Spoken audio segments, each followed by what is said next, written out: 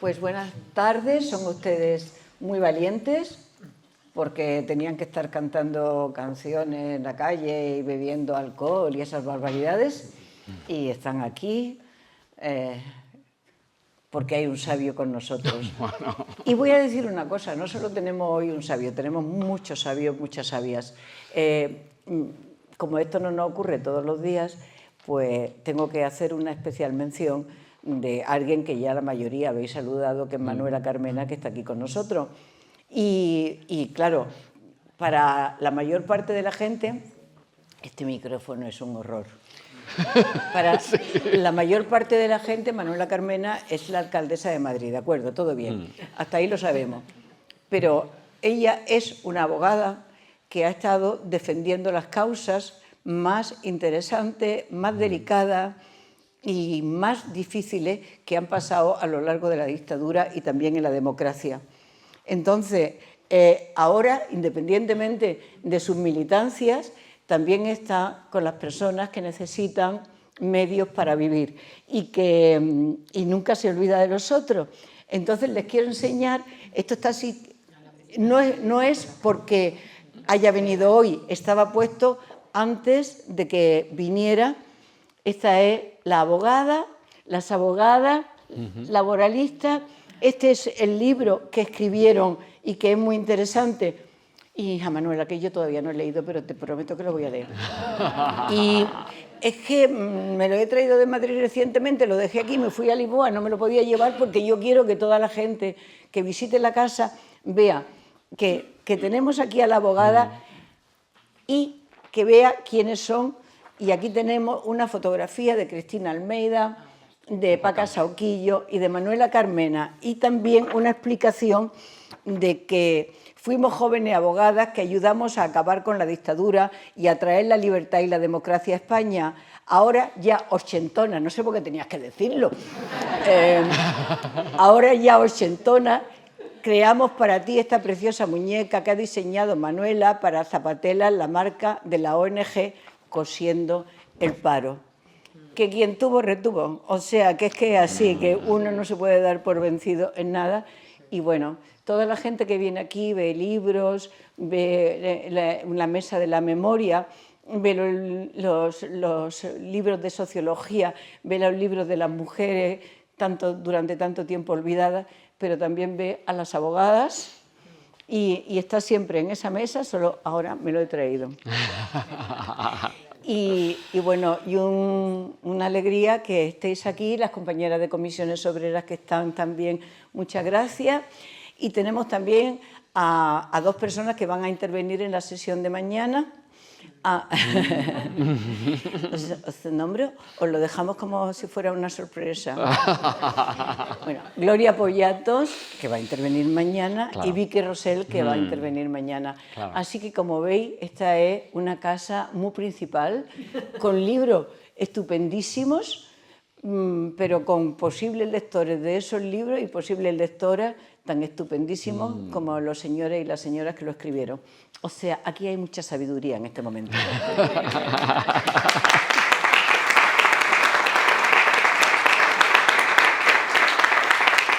Y ahora, como he dicho que él era un sabio, estoy por darle la palabra. Vamos a ver. Él nació en Cabra. Seguramente no nació para ser catedrático de Derecho, porque yo no creo que nadie en la vida nazca para ser catedrático de Derecho. Y menos Derecho Constitucional. Acaba de hacer un trabajo, que me dijo ayer que me lo iba a pasar, pero el pobre no ha tenido tiempo, con esto del turismo, y hablando de la Constitución y las mujeres. El lenguaje. El lenguaje de la Constitución y las mujeres. Manuela sabe, bueno, las que soy jurista lo sabéis. Claro. Y ese trabajo lo vas a publicar... En el anuario del Cervantes, del Instituto Cervantes. Sí. Finalmente. Finalmente las instituciones de la lengua se interesan por estas cosas que tienen que ver tanto con la sociedad. Bueno, pues él no nació para ser catedrático, pero catedrático es activista, como antes ha dicho María, es feminista y es escritor, tiene ya varios libros publicados, algunos de ellos andan por ahí, y Y a mí me gustaría, sobre todo y básicamente, es verdad que este libro lo podéis leer y cuenta cosas, pero ¿por qué llegaste a estas militancias tan extrañas, habiendo nacido en Cabra, que era la tierra de un señor que ¿De fue José ministro? Solís? ¿De Solís? Claro, por Dios, Claro. si yo hice mi campamento de la Asociación Femenina en Claro, Cabra. la sonrisa, claro, la sonrisa del régimen, ¿no? Por Dios, faltaría Claro, más tan claro, simpático, claro, nos venía fíjate. a visitar. Sí. Y nos decía... Sí, y como siempre ha dicho, tantas veces ha dicho en público mi también paisana Carmen Calvo, gracias al latín, ¿no? Nos llamamos egabrenses, ¿no? Los de Cabra, ¿no? Y no otro tipo de gentilicio, claro. No Eso no parece soy ser que cabrones, Solís la lo, mayoría. claro, Solís lo dijo en algún momento también, ¿no? Sí. Él era así. ¿Por qué llegaste a pensar, tú, hombre insisto, de la justicia, de las leyes, que tendría que haber otra forma de masculinidad?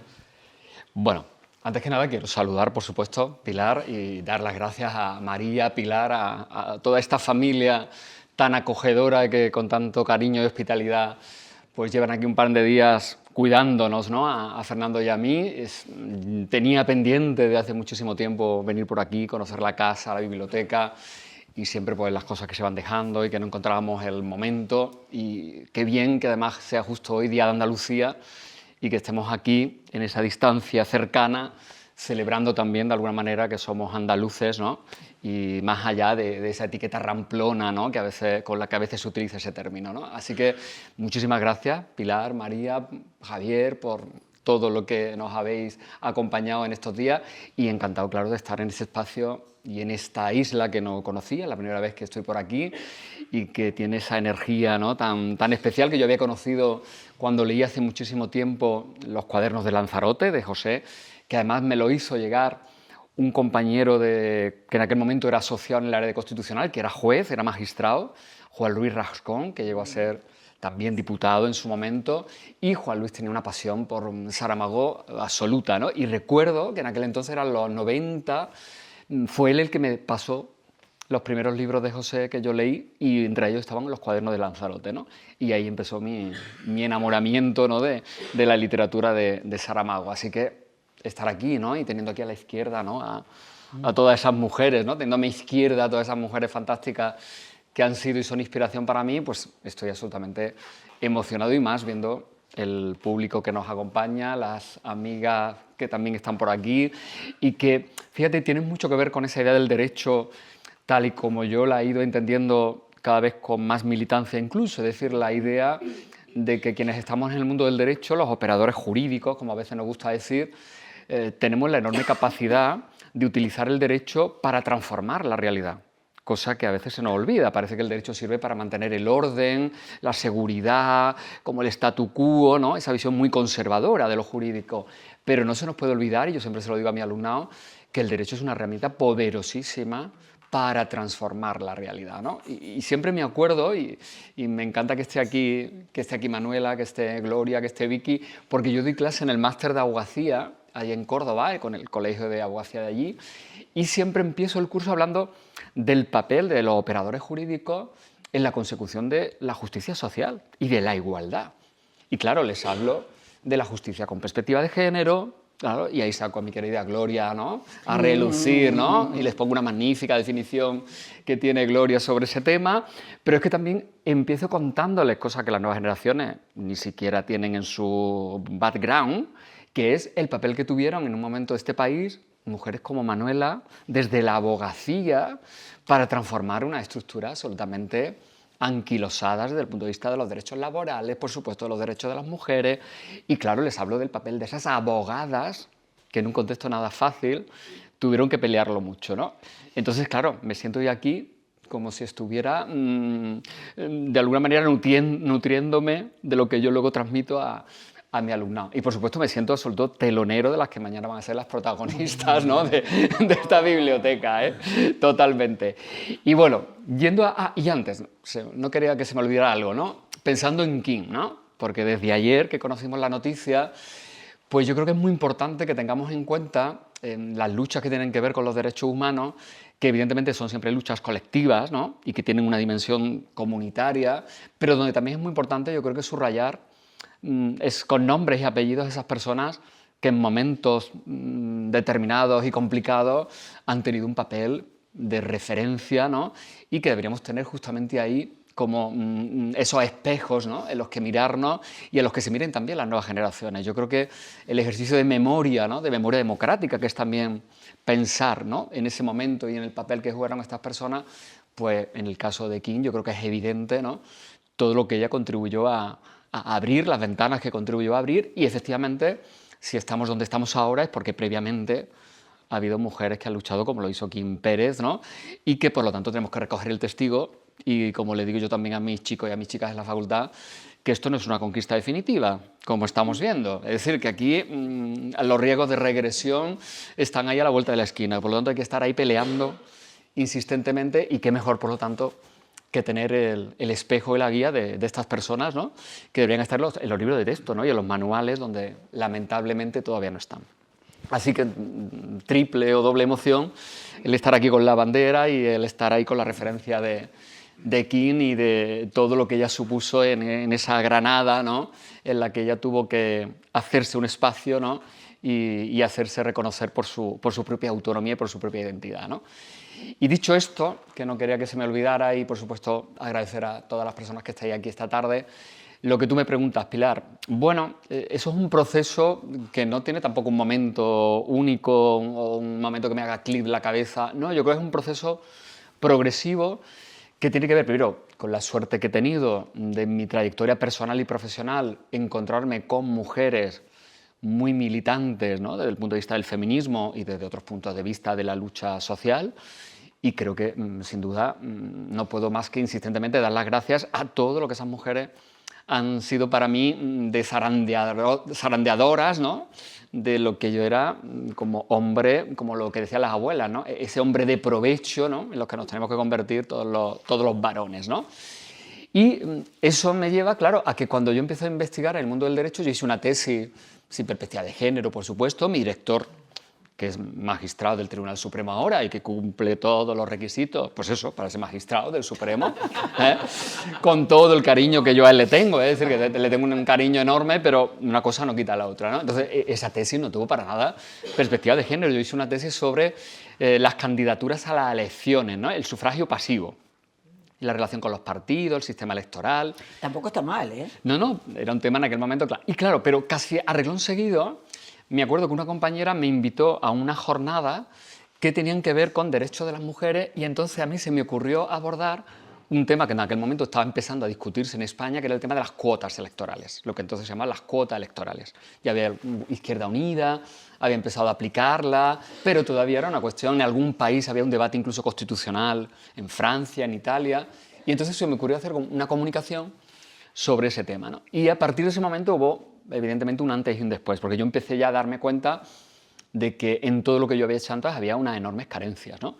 En lo que yo había investigado, en lo que yo había estudiado y en el derecho que me habían transmitido, podríamos decir, mis mayores, ¿no? Aunque yo tuve la suerte, insisto, también lo digo siempre públicamente, aunque luego tenga insistentemente muchas discrepancias con ella, es que tuve la suerte que a mí me dio clase, tanto en primero como en segundo, Carmen Calvo. Y claro, Carmen fue la primera que a mí me habló, pues eso, de las mujeres sufragistas, de Mary Wollstonecraft, de lo misógino que era Rousseau. Entonces, claro, para mí aquello fue como abrirme como toda una ventana, no ya en el derecho, sino en la vida, ¿no? Y en mi bagaje intelectual, ¿no? Y entonces, claro, ahí fue un faro que encendió en aquel primer momento, sin duda, Carmen, ¿no? Carmen Calvo. Y luego, a nivel personal, pues también he tenido la suerte de vivir mis procesos personales acompañado con mujeres que siempre me han dado ejemplo de cómo tendría que revisar muchos de mis comportamientos, ¿no? Entonces ha sido un proceso que ha ido un poco en paralelo, ¿no? Lo personal y lo profesional, ¿no? Lo personal es profesional y lo profesional es personal y es político todo, ¿no? Un poco fue una mezcla de todo eso, ¿no? Sí. Y tienes una madre, sí, por otra parte, encantadora, misteriosa, sí, que algunas incógnitas te hizo ponerle a la vida. Claro, y fijaros, este libro empieza por ahí. Empieza con un capítulo dedicado al diario de mi madre. Mi madre tiene ya 82 años y es una mujer, bueno, que le tocó vivir pues una época de este país pues donde las mujeres se las formaba y se las preparaba para ser la esposa de, la madre de, y incluso en algún caso casi hasta perder apellido, ¿no? Porque se convertía, ¿no?, en la señora de fulanito, ¿no? Mi madre no estudió más allá del bachillerato y ha tenido siempre ahí como una espinita clavada con eso, pero ha sido siempre una mujer y lo sigue siendo absolutamente inquieta desde el punto de vista intelectual, cultural, una lectora infatigable. Mis conversaciones con ella a diario tienen más que ver con el último libro que estamos leyendo, ¿no?, y con la última recomendación de cine que también le gusta mucho, ¿no?, que le hago para que no se la pierda. Y claro, y mi madre también escribe mucho, aunque lamentablemente nunca hemos podido leer en su entorno familiar lo que mi madre escribe, porque mi madre, lo cuento en el primer capítulo, como en un spoiler, lo voy a contar, ¿no? Mi madre todos los años escribe un diario, escribe todos los días y tiene como una especie de ritual desde hace ya años, el Día de Reyes, que nos juntábamos toda la familia, ¿no?, en la que era la casa de mi abuelo, sus padres, y en una chimenea enorme que hay allí, mi madre quema todos los años el diario que está escribiendo durante... ¿Es para matarla o no es para matarla? Durante el año anterior, sí. Sí, nunca hemos entendido bien, yo empiezo por ahí, porque claro, de alguna manera quiero como establecer un hilo, ¿no?, entre lo que mi madre ha escrito y que no sé lo que ha escrito, porque no lo he leído nunca, y lo que yo luego sigo escribiendo, que yo también escribo un diario, y un poco este libro tiene un poco ese formato también de diario, ¿no? Y creo que ahí hay una conexión, ¿no? Quiero creer que hay una conexión, ¿no?, de ese cordón umbilical, ¿no?, más allá de lo biológico, de lo físico, que tiene que ver con esas conexiones, ¿no?, que están más en la cabeza, ¿no?, y en el pecho, ¿no? Y bueno, pues sí, esa es mi madre, ese personaje tan singular. O sea, con esa madre él tiene inquietudes, luego ya en la facultad se encuentra con Carmen Calvo, pero él iba observando el mundo y sus distintas personas. Y creo que hay algo que es muy importante que tú te encuentras en la vida y es el factor miedo. Tú descubres que el miedo existe y el miedo lo tienen también muchas mujeres. Sí, sí. Sí, recuerdo que al hilo de este libro alguien también en una entrevista me preguntó por eso, ¿no?, por lo del miedo, ¿no? Y efectivamente yo luego releyéndolo, quizás no era del todo consciente, pero sí me he dado cuenta de que en el libro retrato mucho esa sensación del miedo, claro, y esa tremenda tesitura en la que nos hemos encontrado siempre los hombres educados para ser una especie de señores omnipotentes, ¿no?, y absolutamente entregados al riesgo, a los desafíos, ¿no?, ese superhéroe, ¿no?, que nos han marcado desde la infancia que teníamos que ser, y que luego cuando vas enfrentándote a la vida de verdad, te das cuenta que la vida te coloca en unas tesituras donde esos heroísmos ni te sirven, ni Dios que lo ha visto, y donde efectivamente esa máscara, que es la masculinidad de la que tú te has investido, lo que es un obstáculo tremendo para afrontar las complejidades de la vida, ¿no? Y en muchas ocasiones te encuentras en esa tesitura del vértigo, del tomar decisiones y equivocarte, de no tener respuesta. Yo una de las cosas que he aprendido es que los hombres no tenemos que tener respuesta para todo, ni saber de todo. Yo eso lo he aprendido mucho, sobre todo siendo padre, ¿no?, y teniendo esa sensación de, es que no sé, muchas veces no sé qué decirle a mi hijo, no sé cómo orientarle, cuál sería la... No. Y ante dudas que me puede plantear mi hijo, no tengo la respuesta. Pero yo creo que la cultura en la que nos hemos socializado los varones, fundamentalmente ha sido el que siempre tenemos que tener la palabra, ¿no?, esa capacidad de decisión, y creo que eso nos ha convertido en seres muy, al final, muy vulnerables, aunque no hayamos querido reconocerlo. Sí. Y en algunas ocasiones, claro, muy tóxicos también, por lo mal que hemos digerido, ¿no?, toda esa mezcla que tenemos ahí por dentro, que no hemos sido capaces de asumirla con tranquilidad y con serenidad, ¿no? Y sí, claro, yo he ido descubriendo el miedo, pues eso, de enfrentarte a la vida, de tener que tomar decisiones, de establecer rupturas, de dedicarte, por ejemplo, en lo académico a cuestiones que sabías que no te iban a sumar, sino que también te iban a restar, fundamentalmente te iban a restar. El generarte, ¿no?, en muchos contextos, esa sensación que explica muy bien Miguel Lorente de ser una especie de traidor, ¿no?, y por lo tanto que te vean, ¿no?, tus congéneres, ¿no?, te vean como una especie de traidor, y eso te genera, pues sí, muchas veces te genera inseguridades, miedos, vértigo, ¿no?, y en ese sentido, pues sí, yo sigo siendo una persona miedosa, quizás también porque viví una infancia en la que yo estuve quizás también peleándome sin darme cuenta con ese mandato de masculinidad, ¿no? Y entonces cuando miro hacia atrás en la infancia, yo no veo mi infancia como ese territorio idílico que muchas veces leemos, ¿no?, en las memorias, en las biografías. No, para mí la infancia, la adolescencia fueron territorios muy complejos, ¿no? Y me imagino que hoy por hoy lo siguen siendo todavía para muchas chicas, para muchos chicos, para muchas chiques. Y Por creo lo que que vemos en las encuestas, en los sí, resultados electorales, el mandato de la masculinidad sí. está muy presente y construyendo o destruyendo demasiado. Sí, porque creo que todo eso, ese elemento de cultura que es el machismo, hemos conseguido erosionarlo, pero muy, muy levemente, ¿no?, creo yo, ¿eh? Por supuesto, claro que hemos avanzado enormemente en las últimas décadas, pero ahí sigue habiendo una construcción cultural, insisto, muy resistente a la transformación y que además ahora estamos viendo cómo se reafirma, se recupera, se reaviva con todos estos discursos reactivos que nos están, bueno, como mínimo atemorizando, yo creo, a buena parte de la humanidad, ¿no?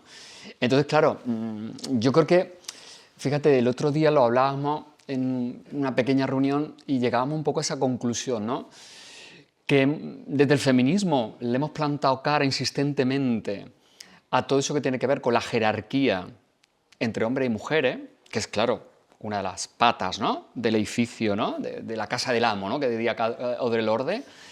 Pero hay otra pata, otro pilar que para mí es fundamental, que es esa idea de construcción binaria, ¿no?, de la realidad, ¿no? Y esa división tajante entre lo masculino, lo femenino, los hombres, las mujeres y todos los espacios, las emociones, las habilidades que hemos vinculado en esa visión dualista, ¿no?, incluso de nuestro propio pensamiento, ¿no? Yo cada vez le doy más vuelta a cómo, al menos en el ámbito occidental, hemos construido nuestro pensamiento con una visión muy dualista y muy conflictual, ¿eh? Porque o estás conmigo o estás contra mí, ¿no?, o blanco o negro, ¿no?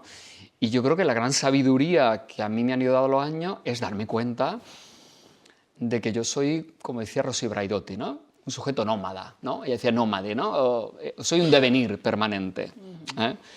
Y creo que ahí no hemos hecho todavía, cultural, académicamente, la reflexión y el esfuerzo necesario, entiendo también, porque las urgencias tenían más que ver con la jerarquía que estaba ahí pisoteando los derechos de las mujeres, pero creo que el gran reto del siglo XXI va a ser afrontar esa realidad, que es también una realidad, yo diría, epistemológica, ¿no?, de cómo construimos el pensamiento desde esa mirada dualista. Y yo creo que ahora, por ejemplo, lo estamos alimentando cada vez más en las redes sociales, en los discursos políticos, todo lo estamos reduciendo a pares, ¿no?, y pares antagónicos, ¿no?, blanco o negro, conmigo contra mí, amigo enemigo, ¿no? Y eso es un arma, un torpedo para la conversación democrática, claro, porque ahí no es posible la conversación, ¿no? Ahí es posible el pulso y, claro, ahí los machitos se sienten felices, claro.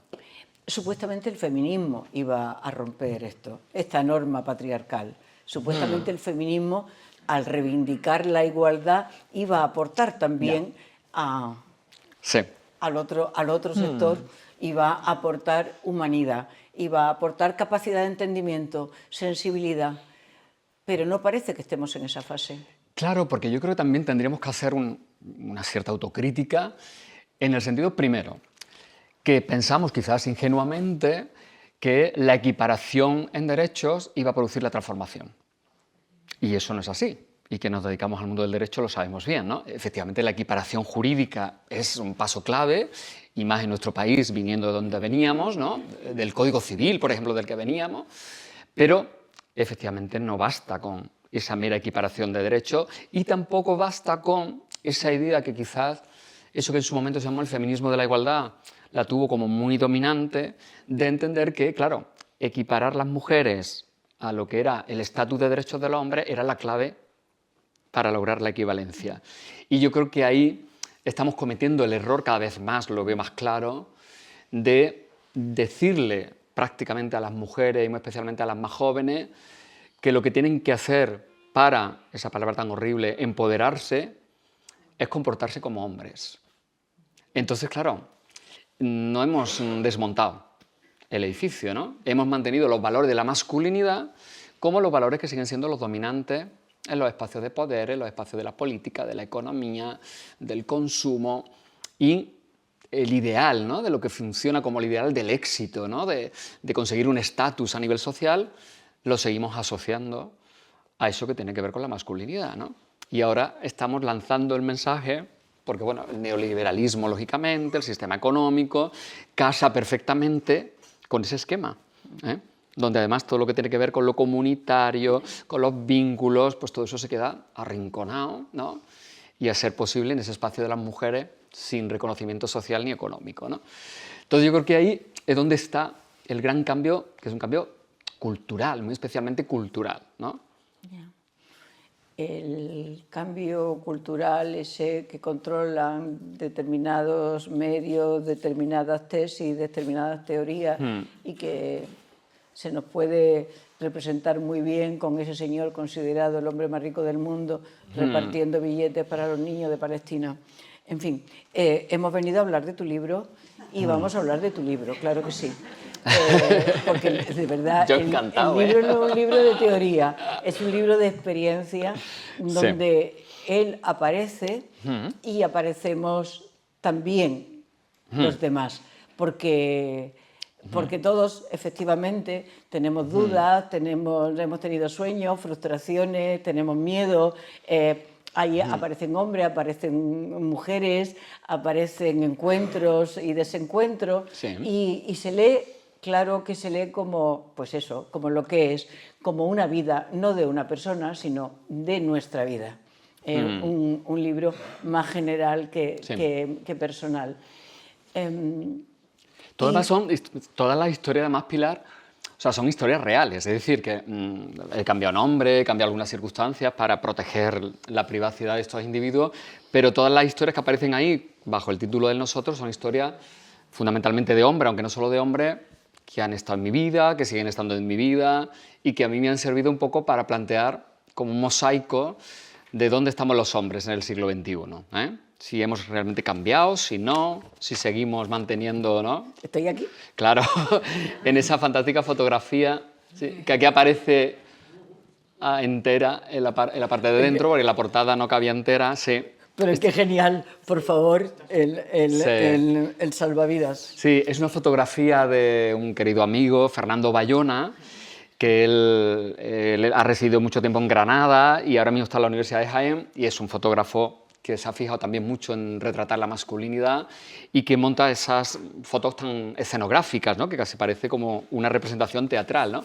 Y yo cuando vi esa foto hace ya mucho tiempo, me pareció que contaba tantas cosas esa imagen que pensé, en algún momento tengo yo que rescatar esta foto para un libro, ¿no? Y pensé que venía como anillo al dedo para este Yo Nosotros, porque ahí hay muchas historias, ¿no? Está ese hombre ahí como perdido, comiéndose quizás sus emociones en un rincón, pero siendo incapaz de comunicarlas. La mujer está ahí en un plano muy secundario, ¿no? Como ahí en un rinconcito de la estancia, ¿no? Y está como eso, en un segundo plano, y luego aparece ahí en un primer plano también ese hombre mayor con el flotador. La foto se llama Alzheimer, ¿no? Y otra cosa que está en el libro muy presente es el tema del paso del tiempo, ¿no? Y de cómo afrontamos el paso del tiempo, cómo estoy yo viendo, bueno, la vejez fundamentalmente a través de mis padres o de la madre de mi compañero, y a mí en estos momentos es un tema que me está haciendo pensar mucho, ¿no? Desde el punto de vista, por supuesto, también de la igualdad, pero sobre todo desde el punto de vista de cómo estamos montando una sociedad a la espalda de esa realidad que ya está aquí, que es que vamos a vivir mucho más años, el envejecimiento es evidente, ¿no? Y cada vez mayor, ¿no? De las sociedades contemporáneas. Y creo que tenemos unos pactos sociales, ¿no? Y unos modelos asistenciales y unos modelos de Estado que no responden a esa realidad, ¿no? Pues, en algún momento cuentas, pero es a modo de ejemplo, de alguna persona que efectivamente, siendo ya mayor, de pronto descubre el valor de la paternidad o el valor del juego. Claro. Hablamos de hombres que después de haber vivido como macho cabrío toda su vida, de repente se jubila, se da cuenta que la vida es mucho más limitada de lo que creíamos y de repente empieza a sentir de otra manera. Sí, yo eso lo he visto en mi padre, claro, y yo eso permanentemente lo cuento. Claro, yo lo he visto en mi padre, porque claro, mi padre siempre ha sido para mí el prototipo, el arquetipo, bueno, por un lado del padre ausente, ¿no? Durante mi infancia, porque yo había días que incluso ni lo veía, o sea, lo veía por la mañana temprano y luego estaba todo el día trabajando y en ese rol de proveedor absolutamente, ¿no?, imbuido de él, y era mi madre la que estaba permanentemente pendiente de mi hermano y de mí. Pero luego, claro, sí vi yo en él una transformación muy evidente cuando se convierte en abuelo. ¿Eh? Y veo cómo empieza a desarrollar una serie de habilidades, de capacidad incluso de expresión emocional, que a mí me deja absolutamente sorprendido, porque claro, yo nunca a mi padre no lo había visto llorar, si me apuras, yo creo que prácticamente nunca. Es que los hombres no lloran. Claro, pero con su nieto bueno, es que cada vez se le saltaban las lágrimas con cualquier tontería que le hacía el nieto, ¿no? Y lo veía además desarrollando una actitud de cuidado con él, que yo a mi padre no lo había visto en la vida, ¿no? Entonces, ahí me di cuenta, ¿no? Una cosa que yo vi en una película oriental hace ya mucho tiempo, una frase que siempre la repito, que decían en esa película, que decían: el mundo sería mucho mejor si los hombres, antes de ser padres, fueran abuelos. Fíjate, fíjate qué frase más potente, ¿eh? Y yo eso lo he constatado, yo vi la película mucho antes de que yo fuera padre y mi padre abuelo, pero luego la he ido comprobando, claro. Digo, fíjate qué revolución más potente sería, ¿no? Síguenos contando tu conversión. Mi conversión. Hemos venido a hablar de las nuevas masculinidades, la que tú defiendes y llevas como bandera. Ahí, como te decía antes, confluyen muchos factores. Por supuesto, también el hecho de la paternidad, claro. Para mí es un hecho clave. Yo, fíjate, yo escribí antes de este libro otro que se llama Autorretrato de un macho disidente, donde ahí sí que contaba de manera mucho más personal todo mi proceso de transformación desde muchos puntos de vista, también la paternidad. Y claro, yo este libro lo escribo cuando mi hijo ya cumple los 18 años. Y claro, para mí ese periodo... Y te mira regular. Claro, ese periodo es un momento también como de salto al vacío, ¿no? Y decir, aquí ya están cambiando las coordenadas, ¿no? El momento, y lo cuento ahí, ¿no? Cuando mi hijo acaba, se va a estudiar fuera, la ceremonia de graduación, es decir, toda una serie de rituales que hacen que yo me plantee, bueno, aquí hay como, ¿no?, el fin de una etapa y el comienzo de otra, ¿no? Y a mí, claro, eso como padre pues también me genera muchas inquietudes, ¿no?, y muchas incertidumbres, y forma parte de ese proceso que yo te decía que para mí empieza con la paternidad, ¿no? Yo cuando me convierto en padre no tengo ningún modelo en el que fijarme, sino más bien tenía contramodelos, ¿no? Es decir, yo no quiero ser un padre como vi a mi padre serlo, y no porque mi padre fuera un mal tío, sino porque efectivamente no desarrolló toda su capacidad que yo entiendo que él tenía dentro de sí, ¿no? Y yo eso es lo único que tenía claro. El resto era una auténtica aventura y un permanente aprendizaje y equivocación permanente también. Pero a mí eso, claro, que me cambia la vida, ¿no? Desde el punto de vista de lo que tenemos que hablar aquí, que es el feminismo, la igualdad, claro, porque a mí eso hace que me reactive en un montón de capacidades que yo ni siquiera era consciente que las tenía dentro de mí, ¿no? ¿Y no tenías un catálogo? ¿Tenías incertidumbres? Incertidumbres y a veces miedos, ¿no? A equivocarte, el miedo a equivocarte, ¿no? El miedo a meter la pata, ¿no? El miedo incluso a pedir perdón. Fíjate, ¿eh? Lo complicado que a veces es eso, ¿no? Y a veces me he visto en esa tesitura con mi hijo, a veces cuando haya sido más mayor, de haber metido la pata con una actitud, con un gesto, con un comentario, y luego cómo ir y decirle, oye, que me he equivocado. Y en ese sentido yo me siento muy afortunado porque mi hijo tiene una capacidad empática enorme y es un tipo muy tierno, muy sensible, y es muy fácil, ¿no?, esa comunicación.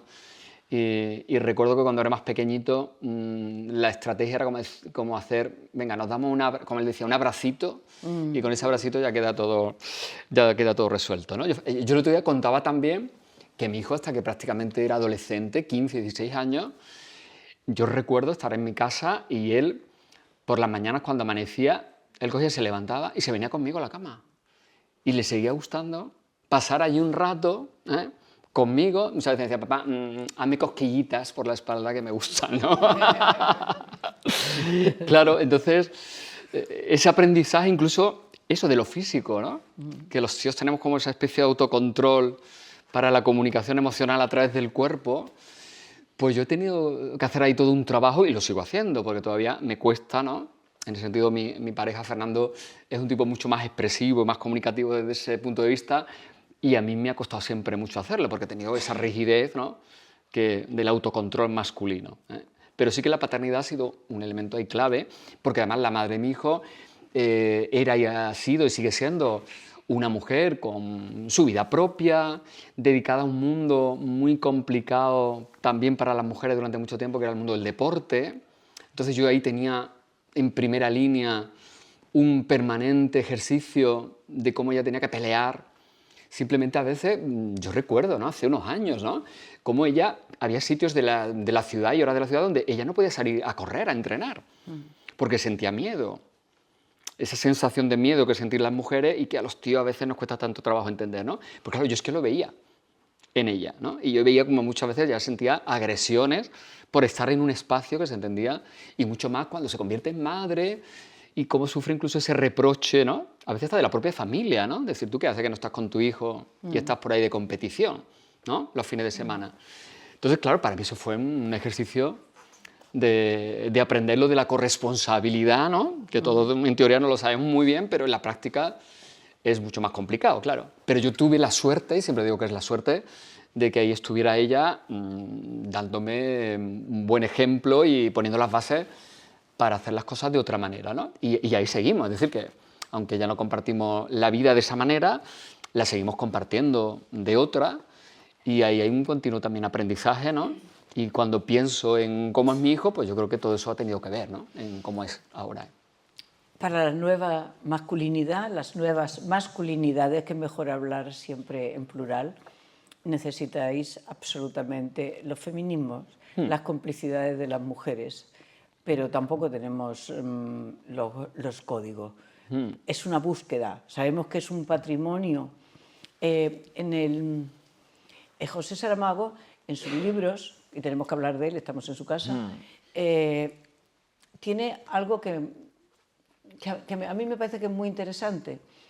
En Memorial del Convento hay un personaje que ve el interior de las personas, que es Blimunda. En Ensayo sobre la ceguera, cuando todo el mundo pierde la vista, hay un personaje que sigue viendo, que es la mujer del médico, que la llama así para que quede clarísimo, la mujer del médico, mujer de... Pero es que eso es el pensamiento de la sociedad. En líneas generales, los personajes femeninos, María Magdalena, de Más allá, en todos los libros de José Saramago, en el Ricardo Reis, el poeta maravilloso Fernando Pessoa, y no era capaz de descubrir lo que una señora llamada Lidia en un hotel era capaz de, no solo de ver, sino incluso de presentir. Es decir, en la obra de José Saramago, los personajes femeninos son los que ven. Fíjate. No son mejores que los hombres. En los libros de José Saramago no hay gente mala. O sea, hay sistemas malos, hay policías terribles, hay torturadores, pero no hay seres humanos malos. Hay seres humanos buenos, pero hay unos que cuidan y que ven más allá. También decía Saramago que es el poder que han tenido las mujeres a lo largo de la historia, ha sido el poder de observación. Como estaban arrinconadas, como no podían ir a la universidad, como no estaban capacitadas para hacer música, como no estaban capacitadas para escribir, como no estaban capacitadas para dirigir, como no tenían femenino, ni siquiera en los cargos de responsabilidad. Yo sabía que no existía el femenino de presidente, pero lo que tardé mucho tiempo en saber es que tampoco existía el femenino de señor. Existían los señores, no existían las señoras hasta mucho tiempo después. En fin, todo eso que Saramago ha ido descubriendo, el poder de observación, la capacidad de mujer, el poder de cuidado, el cuidar, el recorrer la tierra, tiene que ver con la forma que queremos, cómo sea esto. Iba a hacer una pregunta, pero es que se me ha ido. Ya, pero muy interesante lo que contabas, Pilar. Yo estaba dándole vuelta y recordando también una cosa, ¿no?, que creo que también, como estamos aquí, hay que recordarla, ¿no? Yo creo que fue José, yo no sé si fue el primero o de los primeros hombres con relevancia pública que dijo en un medio de comunicación, creo que fue además, eso de que, bueno, pues el problema de la violencia era algo que sufrían las mujeres, pero era un problema de los hombres. Y que los hombres tenemos que movilizarnos en contra de la violencia. Y de hecho, A raíz de aquello en Sevilla se organiza, ¿te acuerdas? La La Mani. primera manifestación y a partir de ahí el 21 de octubre se ha ido manteniendo en los últimos años como un día, ¿no?, de movilización de los hombres contra las violencias machistas. Y claro, ahí, fíjate la importancia, ¿no?, que en aquellos años donde tampoco era, ¿no?, un tema clave, ¿no?, en el debate público, José tuviera la lucidez y la valentía también en aquel momento de decir, oye, que aquí mientras que los hombres no nos movilicemos en este sentido, esto no va a cambiar, ¿no? Entonces yo creo que es muy importante porque siempre además está la referencia ahí de José cuando hablamos de las movilizaciones de los hombres por la igualdad. Y yo creo que también lo que dice de los personajes femeninos en la obra de José, pero también pensando en otros autores, yo creo también un elemento clave que yo he aprendido mucho de las mujeres y claro, también mucho de las mujeres creadoras, es la capacidad de imaginar. Yo creo que a veces los hombres estamos tan imbuidos, ¿no?, de este señorío que representa la masculinidad y la autoridad que detentamos simplemente por el hecho de tener ahí entre las piernas algo que para algunos es tan fundamental, que perdemos la capacidad de imaginar y claro, cuando uno pierde la capacidad de imaginar, pierde la capacidad de pensar en alternativas, ¿no? Pierde la capacidad de la utopía, pierde la capacidad de hacer política, porque la imaginación es la que nutre la política, ¿no? El feminismo lleva siglos imaginando otro mundo posible, ¿no?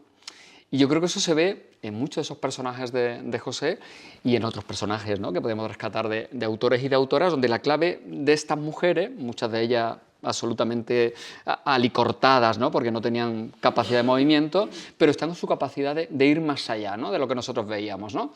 Yo creo que al hombre nos ha gustado mucho la fantasía más que la imaginación, ¿no? Pues y a veces la fantasía a lo largo de la historia nos ha llevado a desastres tremendos, ¿no? Estos hombres que se han empeñado en hacer realidad sus fantasías de poder, ¿no? Y fíjate el momento en el que estamos, lo terrible, ¿no? Por eso hay que reivindicar la imaginación, pero en ese sentido constructivo, ¿no? No en el sentido bobalicón de soñar con utopías, no. Eso lo explica muy bien mi amigo el teólogo Juan José Tamayo, que tiene varios libros sobre la utopía y también sobre la idea de la esperanza, ¿no?, que es un principio, ¿no?, que han trabajado muchos filósofos, filósofas, Ernest Bloch, nuestra María Zambrano, ¿no?, pero la esperanza en el sentido político del término. Y yo siempre reivindico esa idea porque es una idea muy revolucionaria en estos tiempos donde además estamos en un lugar muy terrible y perverso, que es el lugar, yo diría, de la melancolía, ¿no? La melancolía del pasado, de lo que pudo ser, del statu quo tradicional, esa postura reaccionista y reaccionaria defienden unas posiciones muy melancólicas. Incluso creo que hay un cierto feminismo también instalado en una melancolía biologicista terrible. Y creo que todo eso le está poniendo, ¿no?, muchas piedras, ¿no?, a las ruedas de la imaginación. Porque luego te dicen, si hablas de esperanza y hablas de alegría para construir el futuro, también te dicen, ay, ya está incurriendo en el buenismo. No. Y entonces, cortan. Claro. No, hay que reivindicar la alegría. Yo cada vez lo tengo más claro, ¿no? Pero no en el sentido de ese tonta, bobalicón del término, ¿no? No, la alegría como actitud vital, ¿no? Que no tiene nada que ver con esa idea de la felicidad absolutamente domesticada y mercantilizada que nos están vendiendo hoy día, de que todo el mundo está obligado incluso a ser feliz, ¿no?, por obligación, pero es la felicidad estereotipada que el sistema te vende, ¿no? Y que te dice, para ser feliz tienes que hacer esto, ¿no? Y tienes que demostrar en las redes sociales que estás viviendo experiencias, acontecimientos, y ahí ciframos, ¿no?, sobre todo en esa especie de escaparate, ¿no? Cuando yo creo que la alegría tiene mucho más que ver con lo compartido, lo comunitario, ¿no? Eso que decía, ¿no?, si no me equivoco, ¿no?, lo que decía Machado, ¿no?, la risa, ¿no?, y la cultura son los dos únicos bienes que cuando se comparten no decrecen, sino que todo lo contrario, aumentan, ¿no? ¿Y cómo? ¿Y cómo? Entonces, claro, y yo eso también, Pilar, yo eso lo he aprendido muchísimo también de las mujeres, ¿eh? Cuando yo estoy en espacios predominantemente femeninos, me he dado cuenta de que vosotras sabéis vivir mucho mejor desde esa dimensión de la alegría y del compartir, ¿no? Tú lo sabes que tenemos en Carmona, ¿Sabes qué pasa? tenemos ahí un grupito de mujeres que todos los años nos vemos y de las que yo aprendo tanto y que, entre otras cosas, a mí me transmiten esa percepción de... Yo cuando en estos años, por ejemplo, coincidí allí en Carmona con María Ángeles Durán, ¿no?, que sí que es una sabia absoluta, ¿no? Pero es que además es una tía con una capacidad de transmitir alegría, entusiasmo, con todos los años que tiene, pero que está maravillosa con todos esos años, que no es lo normal que yo encuentro, y menos en los tíos que van cumpliendo años. Los tíos que van cumpliendo años nos convertimos en una especie de pejiguera nostálgico de lo que fuimos. Cuando lees las memorias de grandes señoros, te das cuenta que son insufribles, insoportables, ¿no? Que dices, oye, por favor, eutanasia ya, ¿no? Claro. Pero las mujeres tenéis otra capacidad para afrontar eso. Con los chicos jóvenes que aspiran a ser tal vez señoros? Porque es lo que le están transmitiendo, el poder, el control de la sociedad, el control de las fronteras, el tatuaje diciendo que tú eres el que marca el terreno. ¿Cómo rompemos eso? Porque estamos hablando de valores, porque queremos una sociedad más sana, con esperanzas, con futuro, pero chicos, es que eso no se puede, yo no veo en qué parte del cuerpo se puede inocular eso, es que no se inocula. A mí eso me preocupa cada vez más porque yo, que tengo la suerte de ir mucho a institutos, a centros de secundaria, a trabajar estos temas con chavales, pues me doy cuenta de qué está pasando en estos años, ¿no? Que, sí, yo cuando leo algún informe, ¿no?, de estos organismos más o menos oficiales, es que no los necesito porque yo ya tengo ese termómetro, no solamente de los que llegan a la facultad, que yo doy clase en primero, con lo cual llegan ahí con 17, 18 años, sino lo que estoy viendo en los chavales de 14, 15, 16, la secundaria sobre todo.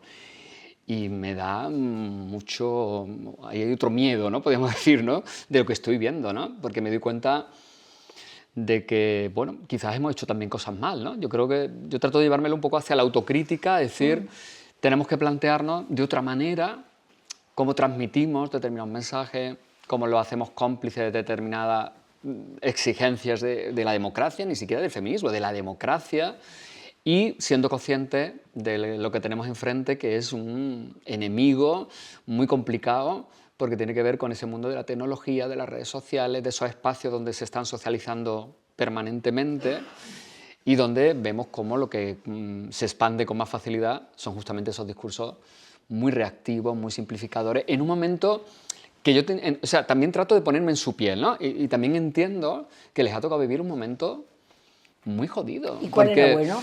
Bueno, claro, pero quizás el problema es que a ellos en algún momento se le pudo vender la historia, ¿no?, de que ya esto como era el mejor de los mundos posibles, ¿no?, y esa idea de la felicidad, ¿no?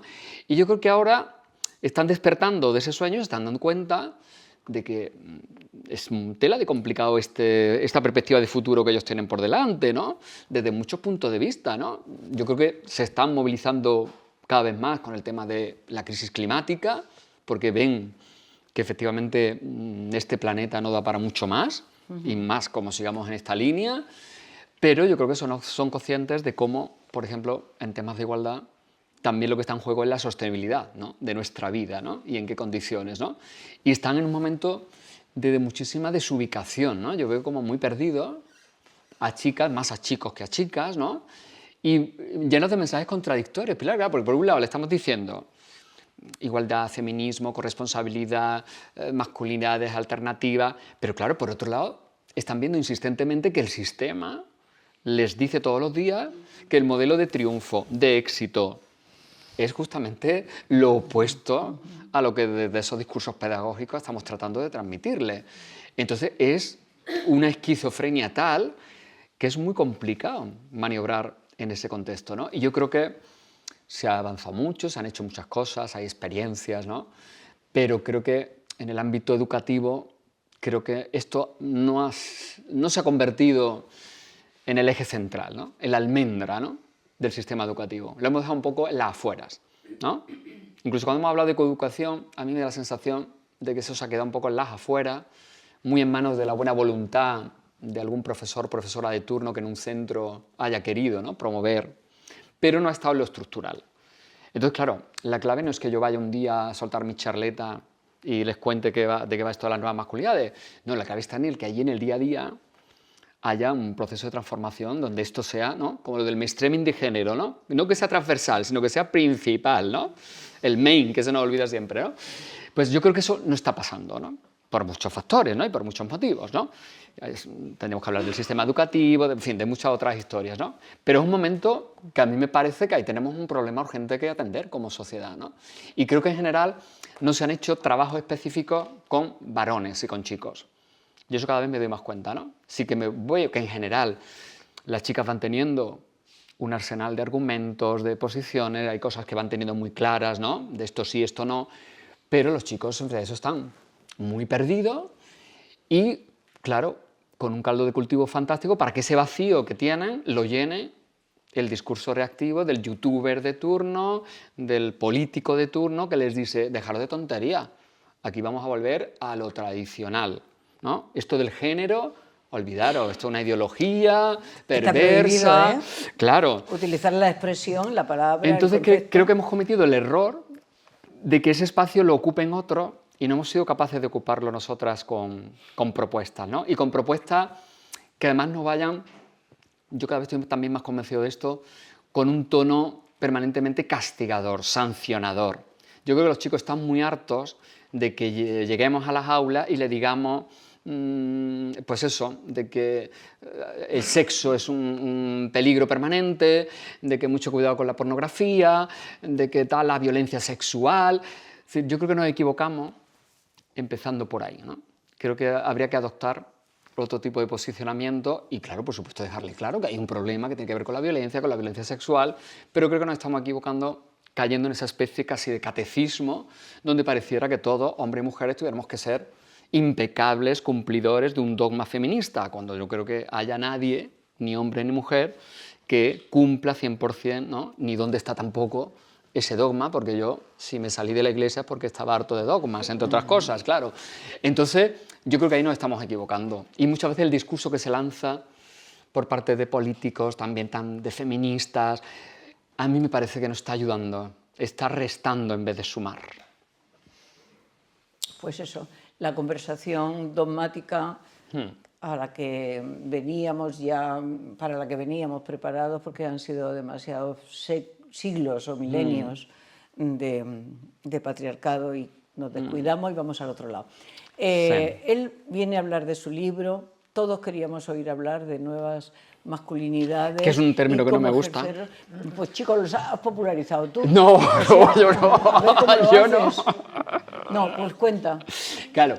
No. Hombre en construcción, ¿te acuerdas? Vale. No, lo de nuevas masculinidades, no, porque me parece que se ha ido convirtiendo en una etiqueta a veces como muy vacía de contenido, muy epidérmica, muy autorreferencial, ¿no? Que tiene mucho más que ver con el cambio desde lo personal, de lo individual, ¿no? Las redes sociales están llenas de compañeros que con toda su buena voluntad, es decir, que creo que todo puede sumar, pero creo que se detienen excesivamente en esa revisión de lo personal, en esa casi visión como muy buenista, ¿no? Del cambio psicológico, de los sentimientos.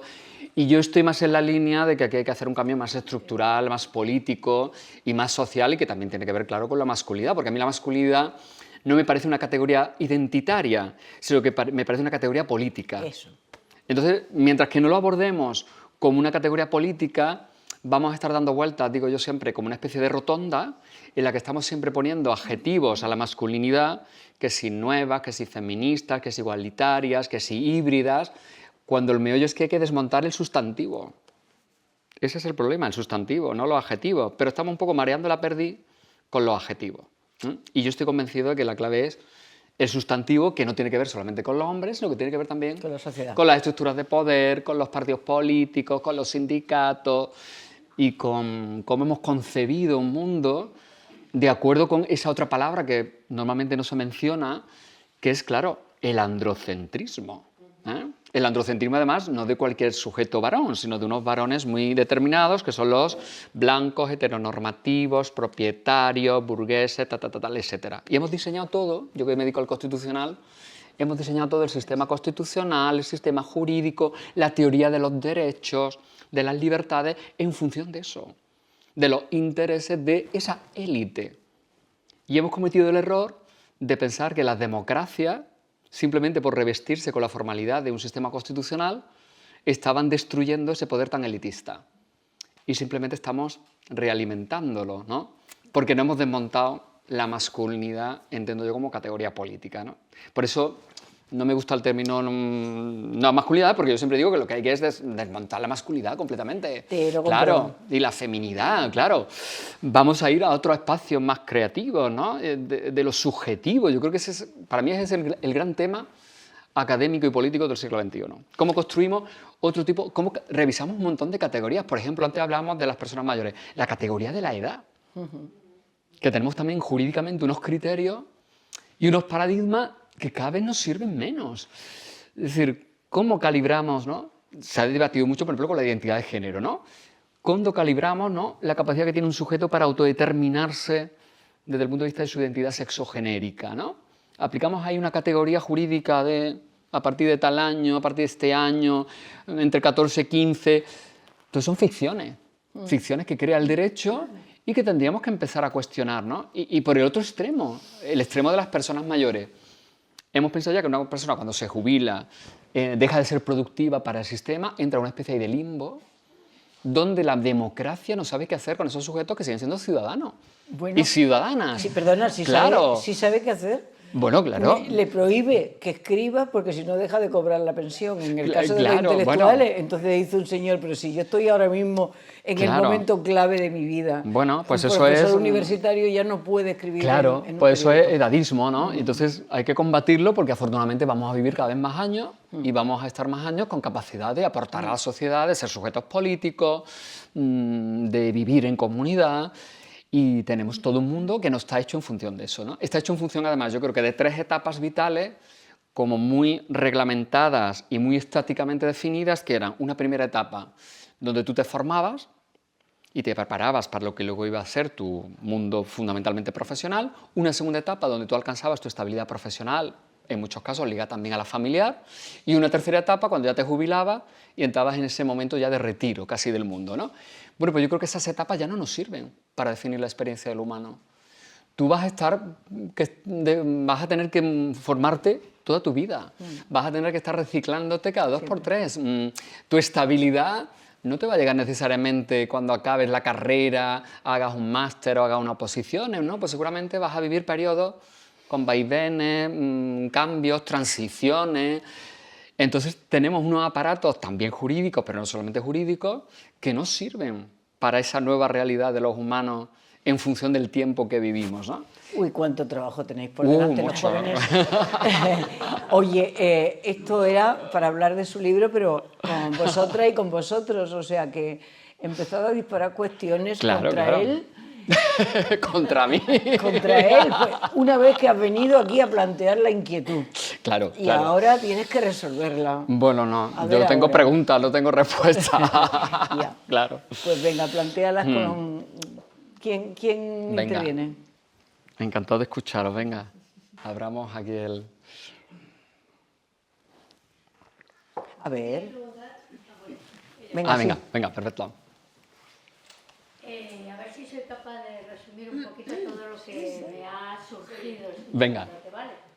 Por una parte, bueno, sin olvidar a Quimper, especialmente buen viaje, porque tuve la fortuna de conocerlo cuando todavía era transgénero. O sea, acudió a las primeras jornadas feministas que se hicieron en Granada. En Granada, claro. Entonces, ¿no se me oye? Sí. Es que no sé si se está grabando. No. Claro. Entonces, eso, el referente, mi primer referente fue, Fíjate. Y eso, me he emocionado esta mañana cuando me he enterado de la noticia. A ver, de alguna forma, el feminismo viene de hace mucho tiempo. Las feministas hemos pasado de ser brujas, de ser insultadas, de ser juzgadas, a que ahora casi subirse al carro del feminismo es muy progre. Entonces ahí ya hay que reflexionar eso, ¿no? Hemos llegado a este punto después de muchas peleas, de muchas personas teóricas, mujeres teóricas, profundizando en el tema, y después de muchas mujeres saliendo a la calle a pegar carteles, a avanzar. Es decir, el feminismo es gratificante, está siendo gratificante porque de alguna forma es ganar. El feminismo es ganar porque se gana en igualdad y las mujeres hemos avanzado y hemos ganado con ese feminismo. Pero ¿qué pasa? Que la igualdad, la otra parte de la igualdad son los hombres. Y entonces, ¿qué ocurre? Que avanzar del feminismo, que es ganar, la otra parte de lo que se trata es de perder privilegios. ¿Cómo se hace?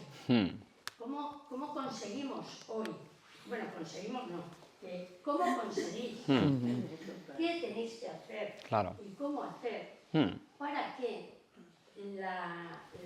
se multiplique la parte individual, porque me parece súper chulo lo que has dicho, tu avance personal, tu avance profesional.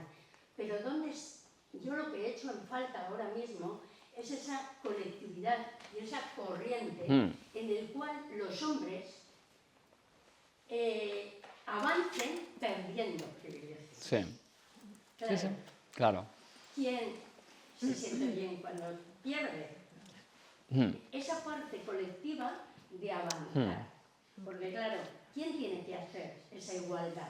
Nosotras ya estamos ahí, llevamos años, pero ustedes, ¿qué y cómo? Toda esa base teórica, ¿cómo trasladarla? Porque educativo, lo educativo nosotras también podía haber sido educativo, y sin embargo, hayas estado en la calle. Claro.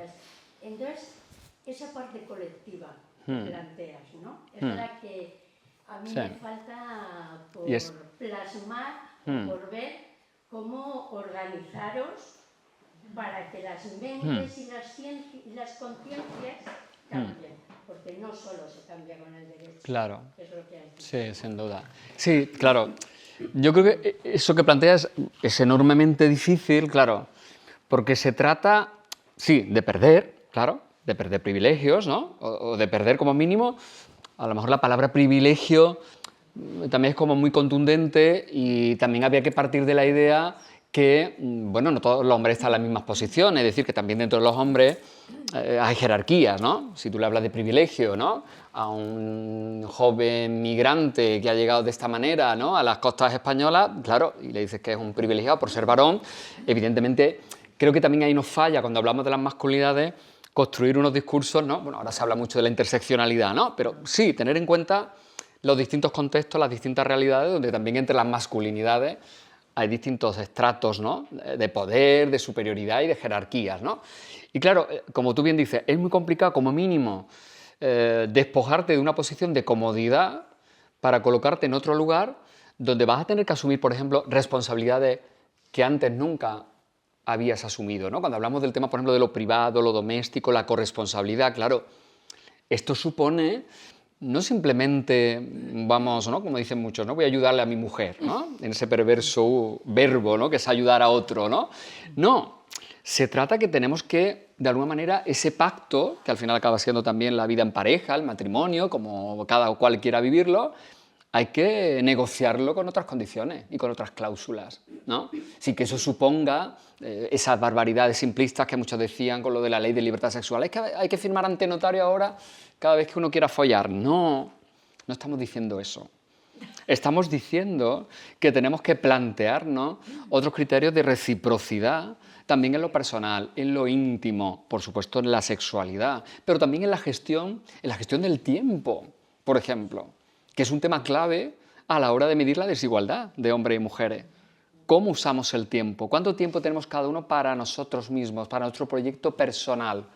Esa reflexión yo creo que los hombres no la hemos hecho nunca, porque hemos dado por supuesto que tenemos el tiempo entero a nuestra disposición, ¿no? Y encima, como decía aquella en el libro, una que nos hacía la cena siempre, ¿no? Como la que le hacía la cena a Adam Smith, ¿no? Pues la que nos hacía también la cena.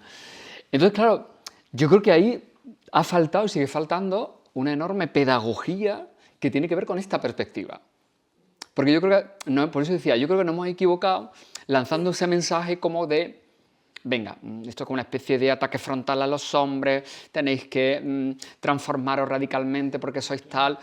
No, yo creo que tenemos que plantear esto más desde la lógica que Si queremos que nuestra vida sea más sostenible, más humanamente respirable, con unos niveles mayores de bienestar e incluso de felicidad, pero otro tipo de felicidad, esto hay que plantearlo de otra manera, porque lo que tenemos hasta ahora no nos sirve. Bueno. Y ahora está provocando unas tremendas injusticias de género y violencia de todo tipo y gente muy tocada, ¿no? Y ahí entraremos con problemas de salud mental, emocional, etcétera, etcétera, ¿no? Entonces digo, ese abordaje entiendo yo que no se ha hecho en general con respecto a los hombres y con respecto a la masculinidad, ¿eh?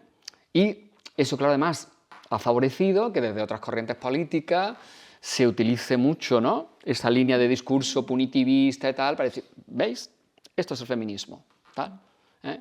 Y aquí todo se soluciona con mano dura o con derecho penal, ¿no? Es decir, hemos abierto ahí una puerta a una vía que me parece que no transforma nada. Que no transforma nada. Y creo que hay una dificultad añadida a eso que tú dices, y que eso lo ha descrito muy bien el feminismo clásico, desde Celia Morós y todas las que han venido después, que es esa idea de cómo rompemos los pactos de hombres. Esa yo creo que es una clave también política, pero que va más allá de lo político y que va hasta lo personal, ¿no? Esas complicidades, ese apoyo, ¿no?, a veces silencioso. Yo recuerdo, porque lo tenemos muy presente, fijaros, aquella reunión de la Federación de Fútbol después de lo de Rubiales, ¿no? Con todos aquellos tipos aplaudiendo, ¿no?, absolutamente entregados a la causa. Bueno, pues eso a muchos niveles se reproduce todos los días. Y ahí es donde yo creo que los hombres tendremos que tener una militancia muy activa y comprometida en romper esos pactos. Yo creo que ahí estaría una clave. En abrir hay unas ranuras, y eso se da en mi mundo, que es el de la universidad, por supuesto en los partidos políticos, los sindicatos y en esferas muy íntimas de mi persona. En tu grupo de WhatsApp, donde muchas veces, ¿no?, se dicen cosas impresentables y ningún hombre habitualmente tiene la capacidad de decirle a otro hombre, hasta aquí hemos llegado, esto no lo vamos a tolerar, ¿no? Bueno, pues los hombres tenemos que asumir ahí que tendremos que poner pie en pared, que tendremos que dejar de reír determinadas gracias y que tendremos que convertirnos, como decía Miguel Lorente, en traidores, ¿no? Incluso yo siempre he tenido una pelea enorme en lo académico, en la universidad, con el tema de la presencia de las mujeres y la visibilidad de las mujeres. Y vemos cómo se siguen reproduciendo, ¿no?, que a mí me causan urticaria, ¿no?, esas mesas, ¿no?, absolutamente dominadas por tíos, ¿no? Pues yo creo que ahí deberíamos ser nosotros los que dijéramos, no, yo en una mesa así no estoy. Pues eso, claro, y ya sé que empieza eso sería una manera de romper, ¿eh? Yo, desde hace ya muchísimo tiempo, algo que pregunto siempre cuando me invitan a algo, bueno, ¿quién está? ¿Con quién contáis? Digo, pues aquí tiene que haber, aquí tiene que haber una mujer, como mínimo, claro, y a ser posible más de una. No puede ser que no hay. Y cuando me dicen, es que no hay, es que no quieren, digo, ¿cómo que no hay? ¿Cómo que no hay? ¿Tú la has buscado? Si quieres te doy un listado, ¿no?, de expertas. En el Tribunal Supremo y esas cosas no las encuentro. Claro, pero yo creo que ahí hay una clave que tendríamos que trabajarla mucho y en muchos espacios, claro, en el espacio de la política, de los partidos, de los sindicatos, en los ámbitos académicos. Mientras que no rompamos eso, creo que no se va a romper una urdimbre fundamental. Pero ¿sabes lo que se ha conseguido? Dotar de herramientas, ¿cuáles serían? Claro, pero si es que ya ha pasado lo básico y ya ha pasado.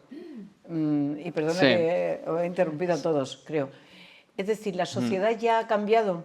¿Cuántas mujeres trabajaban fuera de la casa en los años 50? Claro. No hablo en el siglo XVIII ni en el siglo XIX.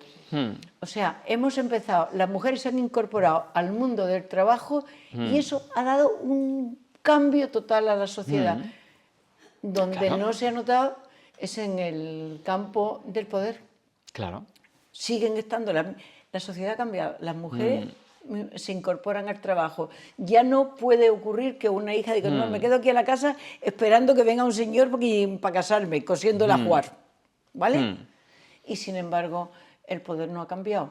El criterio, los conceptos jurídicos siguen sin haber cambiado. Sí, y bueno, y eso que llamamos, ¿no?, las expectativas, ¿no?, las expectativas de género, ¿no? Yo creo que ahí seguimos teniendo unos modelos como muy rígidos, donde los imaginarios colectivos también insisten mucho, ¿no?, en mantener lo tradicional y donde, insisto, como decía antes, buena parte de esos chicos jóvenes que vemos ahora en posiciones tan reactivas es que, claro, encuentran como más cómodos, más asequibles bueno, acogerse a esos modelos, ¿no? Que le están planteando una salida muy además de comunidad, ¿no? Donde ellos encuentran un respaldo en estos casos virtuales, pero de una comunidad donde se sienten que no están solos, ¿no? Y que hay otros tíos que dicen, oye, que nosotros también tenemos ya problemas para ligar, porque resulta que ya las chicas no pasan por muchas cosas, ¿no? Entonces, claro, por eso te decía antes, creo que no hemos trabajado eso con los chicos y con los hombres desde hace muchísimo tiempo. Fíjate cuando se habla del tema de la sexualidad, ¿no? Y se habla de la educación sexual en los colegios y tal. Claro, pero la educación sexual que pasará por esto, claro. No es simplemente, ¿no?, una cuestión casi médica, sanitaria o profiláctica de la sexualidad, no.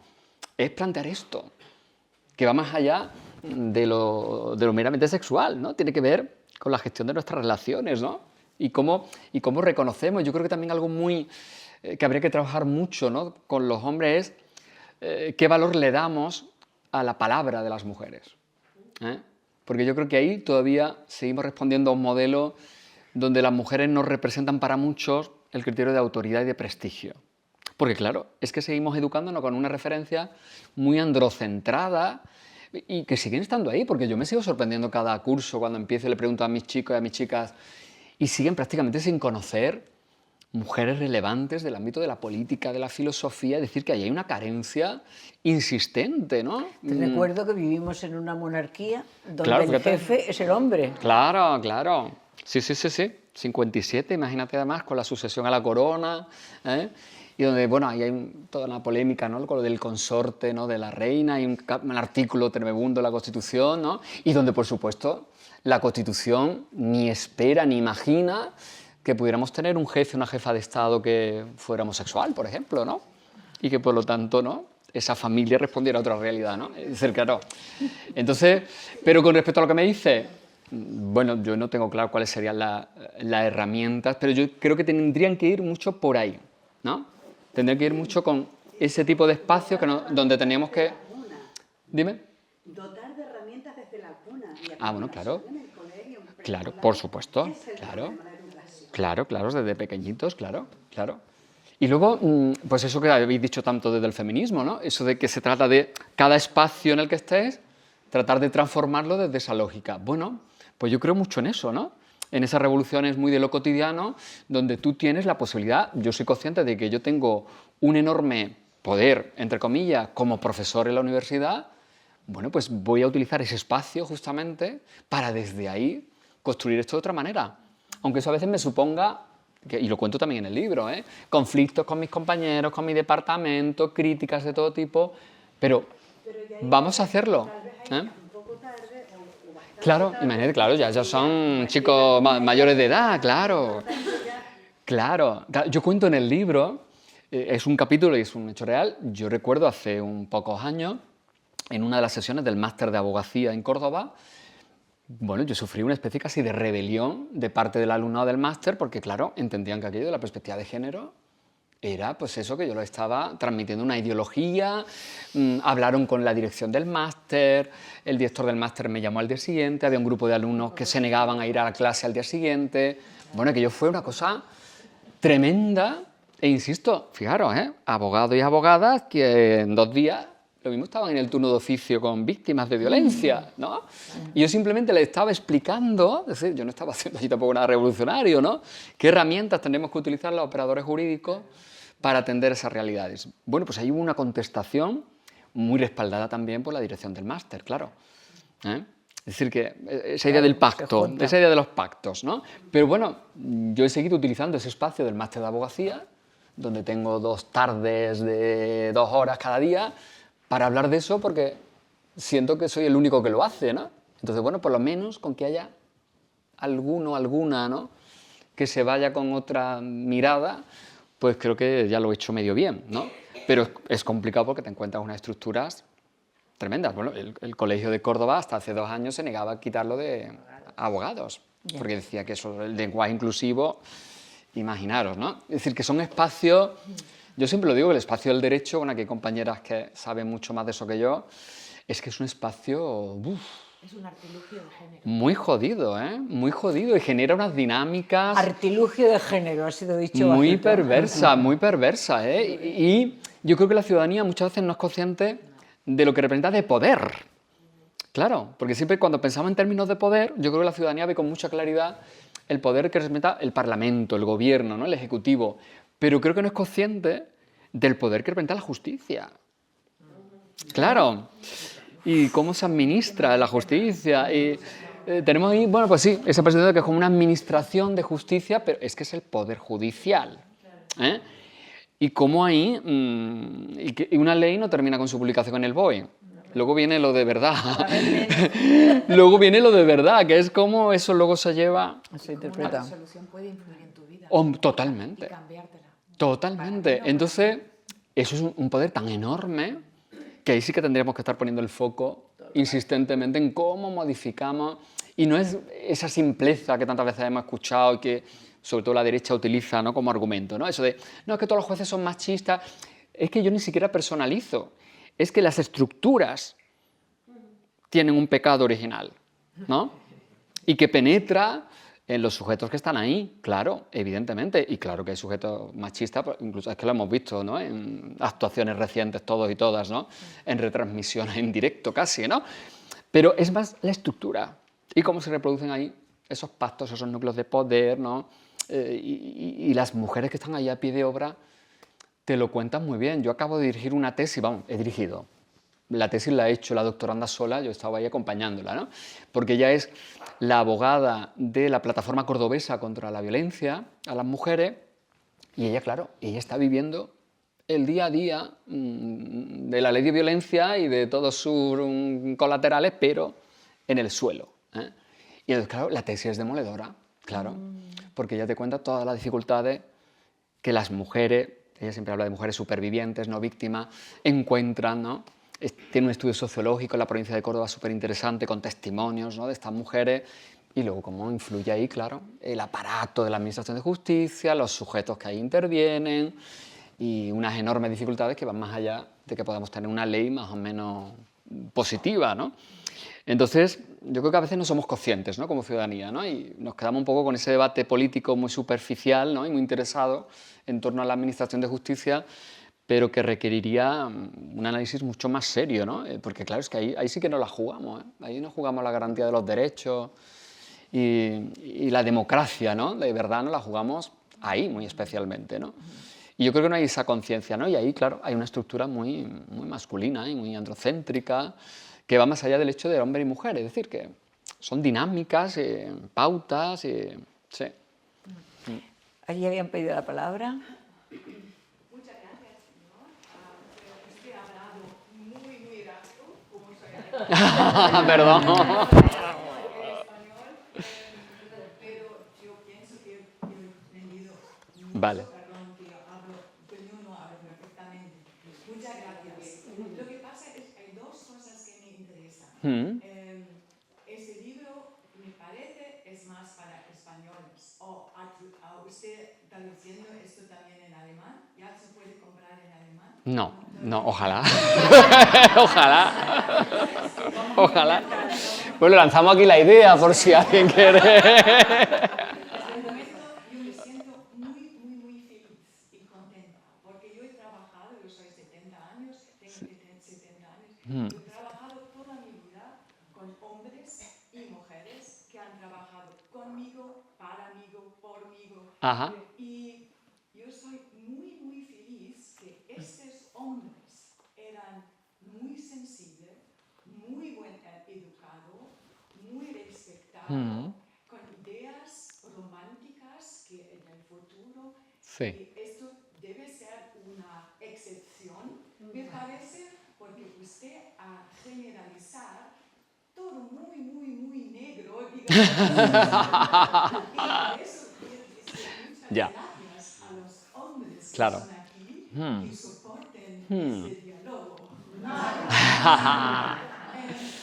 Ya. Y mi marido también está aquí, que Sí. después de 50 años todavía es un hombre y yo soy una mujer. Trabajamos juntos y somos juntos muy felices. Entonces es un poco emocionante. Y una cosa más, el miedo. Usted ha dicho que las mujeres tienen más miedo que los hombres. Yo pienso, perdón, aunque los otros no tienen mi opinión, es totalmente contrario.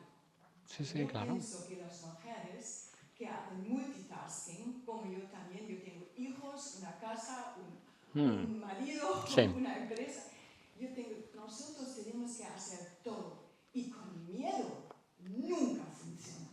Y los hombres, si tú hablas también de los problemas que tienen de vez en cuando, solamente son así de vez en cuando. Y no los hombres que son aquí.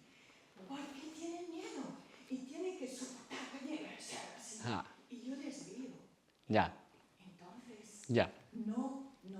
mujeres no tenemos que tener tanto miedo solamente con lo que la señora ha dicho sobre la violencia. Eso es una cosa que en Alemania es fantástico. El Me Too funciona perfectamente. Nos vamos en la calle, nos luchamos contra esto. Sin decir nada, lo aclamamos y es una cosa que a lo mejor los españoles Ya. tienen que aprender. Bueno, muchas gracias y disculpa por la rapidez. Y además, Pilar y yo, que somos andaluces, pues todavía es más complicado, entiendo yo, claro, claro. Vamos a ver, has planteado cosas muy interesantes. Vamos a ver, primero, yo creo que el libro, ojalá, claro, se tradujera al alemán, porque lo que cuento ahí son experiencias de hombres muy distintos que yo creo que se podían trasladar perfectamente a cualquier, claro, un entorno similar al español, ¿no? Seguramente en otro tipo de contexto político, social, geográfico no valdría, ¿no? Pero en un país como Alemania, pues seguramente sí, ¿no? Y claro, no todas las historias que aparecen en el libro tienen ese perfil negativo sobre los hombres. También hay capítulos donde yo cuento ejemplos de hombres muy cercanos a mí que para mí representan otro tipo de masculinidad mucho más positiva, comprometida y que para mí son un ejemplo de que aquí hay esperanza porque es posible que haya hombres que estén cambiando, ¿no? Y hay varios capítulos donde hablo de... en un par de capítulos hablo de un chico más joven que yo y que se acaba convirtiendo en mi amigo, que es el barbero al que yo suelo ir en Córdoba y que vive muy cerquita de mi casa, además, ¿no? Bueno, pues ese es un tipo, tú imagínate más, ese espacio tradicional, ¿no? De una barbería para hombres, ¿no? Que puedes tener como el estereotipo de un espacio como muy ¿no? De las motos, además si tú ves un poco el decorado aquello, es como un espacio muy de la masculinidad, ¿no?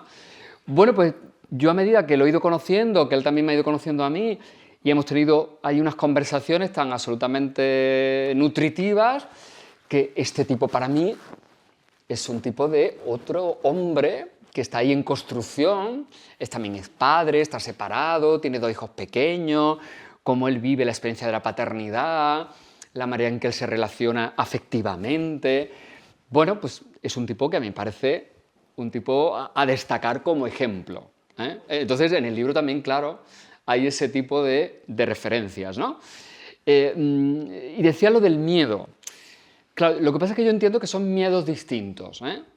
Yo creo que todavía para las mujeres hay muchos miedos que tienen que ver con esos espacios donde se construyen jerarquías y asimetrías y donde por lo tanto no hablamos de una situación equiparada, ¿no? De autonomía, y donde ahí se producen desde miedo, desde el mero miedo físico hasta emocional, o hasta esa sensación que yo la he ido viviendo muy de cerca, por ejemplo, con mis alumnas doctorandas, que es eso que habéis dicho también del feminismo, que es el sentirlo como impostoras, ¿no? Y el sentir como el miedo al meter la pata, a ser como controladas excesivamente, una autoexigencia que yo he visto, por ejemplo, en estas chicas doctorandas, absolutamente demoledora a veces, por una tremenda inseguridad que han tenido siempre por el hecho de ser mujeres en un espacio, insisto, el académico, donde, claro, para ellas los referentes de la autoridad han sido pues estos señores catedráticos absolutamente dominantes, seguros de sí mismos, ¿no? Y donde de repente ella, además, hablando de temas de género, imaginaros cómo se han sentido a la hora de defender su tesis doctoral o de ir a un congreso. Entonces, yo creo que ese es el tipo de miedos, de muchos puntos de vista, que viven las mujeres. Mientras que creo que el miedo que fundamentalmente sentimos los hombres es el miedo de alguna forma a perder nuestro estatus, a traicionar la masculinidad, a mostrarnos, sobre todo ante los demás, como alguien que no está respondiendo a los mandatos de género. Porque la masculinidad yo creo que se construye mucho en el contexto del grupo de iguales que permanentemente te está validando, ¿no? Y frente a los cuales tú tienes que estar demostrando insistentemente que estás cumpliendo las reglas. Y entonces tenemos como, o muchos hombres, no digo que todos, tienen como esa sensación de miedo de que de repente pierdan ese estatus, para empezar entre sus iguales, y que digan, fíjate este tipo, ¿no? ¡Qué calzonazo! En español tenemos muchos apelativos, despectivos, que utilizamos dirigidos a los hombres y que tienen que ver con esa pérdida de masculinidad. El calzonazo, ¿no? O el mariconazo fíjate, el blandengue, ¿no? Y es esa pérdida, ¿no?, de la sensación de poder, de dominio que tienen los hombres, ¿no? Entonces me refiero, claro, son vivencias distintas, claro. Yo creo que la desigualdad de hombre y mujer es fundamentalmente desigualdad de estatus, ¿no?, por utilizar un término como muy político, y eso genera situaciones de miedo, de inseguridad completamente distintas, ¿no? Pero insisto también que mi visión, afortunadamente, intento que sea muy positiva, y mi principal trabajo es muchas veces buscar ejemplos de hombres que puedan ser, de alguna forma, referencia para ese cambio. Porque es muy fácil encontrar lo que no deberíamos ser y a veces es muy complicado encontrar qué es lo que deberíamos ser, ¿no? Pero sí, afortunadamente, cada vez hay más, aunque cueste trabajo encontrarlos, pero hay tipos que de repente con su experiencia te están dando otras claves, ¿no? Y en el libro las hay, ¿vale? Eso, y tenemos ejemplos en este libro. No sé si alguien más quiere hacer una pregunta, si no, quiero leer algo que ya escribí para el libro y que me parece que lo resume, para dejarle tiempo a que él pueda firmarlos. Porque todos ustedes pueden comprar el libro ahí y será firmado. Dice, de hombres y mujeres con nombres y opciones, con miedos y ansias, con fracasos y esperanzas, trata este libro. Y sobre todo de hombres de masculinidades en crisis, en búsqueda, haciéndose y deshaciéndose, caducas y por descubrir, la tarea pendiente de la igualdad, el horizonte democrático siempre. Y ya para terminar, digo, Octavio Salazar Benítez, describe con pinceladas llenas de color el ser humano que queremos ser y también el que queremos encontrar cuando salimos a la calle, enfrentamos un trabajo o elegimos un nuevo gobierno. Cansados de dogmas milenarios, lo nuevo es una exigencia ética. Y es de ética de lo que va este libro, reflexión honda y valiente, sin estereotipos ni asideros caducos, porque el futuro, en esta era de inteligencia artificial intergaláctica y voraz, necesita de un nuevo humanismo, asentado en quienes somos y no en la fábula que nos hicieron representar. Los hombres y las mujeres que protagonizan los 64 capítulos del libro son la historia de la humanidad. Este es el momento de leerlo. Gracias. Gracias.